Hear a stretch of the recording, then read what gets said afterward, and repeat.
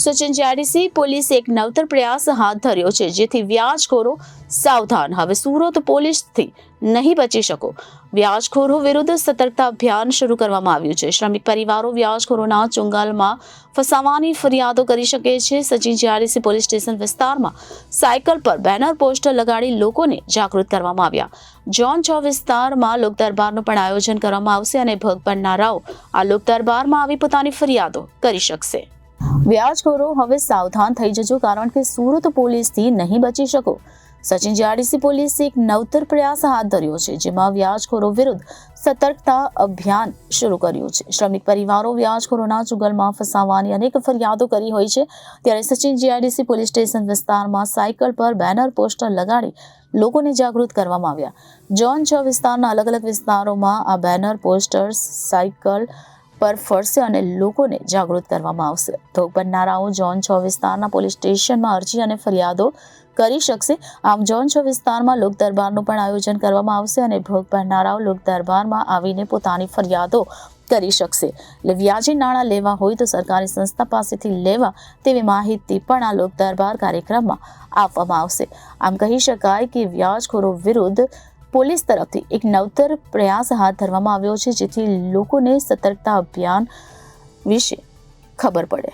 જરૂરિયાતમંદ નાગરિકો એમની જરૂરિયાતને પહોંચી વળવા માટે કેટલીક વખત વ્યાજે નાણાં લેતા હોય છે.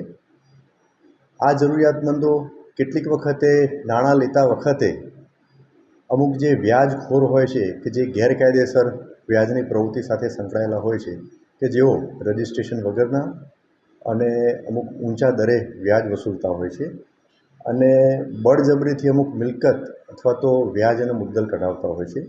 તો એમના વિરુદ્ધમાં કાયદેસર કાર્યવાહી કરવા માટે સરકારશ્રી તરફથી અવારનવાર પોલીસ વિભાગને જરૂરી સૂચનાઓ આપવામાં આવતી હોય છે. એ અનુસંધાને ગુજરાતના ડીજી સાહેબ તરફથી હાલમાં 21/6/2024થી 31/7/2024 સુધીના સમયગાળા દરમિયાન એક સ્પેશિયલ ડ્રાઈવનું આયોજન કરવાનું તમામ જિલ્લા શહેરમાં સૂચના આપવામાં આવેલી છે. જે અનુસંધાને આ સ્પેશિયલ ડ્રાઈવ દરમિયાન અસરકારક કામગીરી થાય તેના માટે સુરત શહેરના પોલીસ કમિશનર શ્રી અનુપમસિંહ ગેહલોત સાહેબે સિનિયર ઓફિસર અને સાથે સાથે થાણા અમલદારને પણ જરૂરી સૂચના અને બ્રીફિંગ કરેલ છે. જે અનુસંધાને આજરોજ ઝોન 6ના નાયબ પોલીસ કમિશનર શ્રી રાજેશ પરમાર સાહેબની સૂચના અન્વયે આઈ ડિવિઝનના સચિન જીઆઈડીસી પોલીસ સ્ટેશનમાં એક ટ્રાયસિકલ એક બેનર લગાવી અને એની શરૂઆત કરવામાં આવેલી છે. આ ટ્રાયસિકલ ઝોન 6 વિસ્તારમાં અલગ અલગ વિસ્તારમાં ફરશે અને લોકોમાં એક જાગૃતિ આવે, એટલે કે એ જાગૃતિ એ અનુસંધાને લોકો જે આ ગેરકાયદેસર વ્યાજખોરોના આતંકના ભોગ બનેલા હોય એ સામે આવી અને પોલીસ સ્ટેશનમાં જે તે અરજી અથવા તો ફરિયાદ આપે અને એની સાથે સાથે જો એમને વ્યાજે નાણાં લેવા હોય તો એવી સરકાર માન્ય સંસ્થાઓ પાસેથી જ જે વ્યાજે નાણાં લે એ બાબતમાં પણ જાગૃતિ લેવા માટે આ જે ટ્રાયસિકલ જે છે એમાં જે બેનર લગાવવામાં આવેલું છે એમાં એ લખાણો લખવામાં આવેલા છે. લોકોમાં જાગૃતિ આવે એના માટે થોડા જ ટૂંક સમયમાં જ એક ઝોન 6માં એક લોક દરબારનું આયોજન પણ કરવામાં આવનાર છે.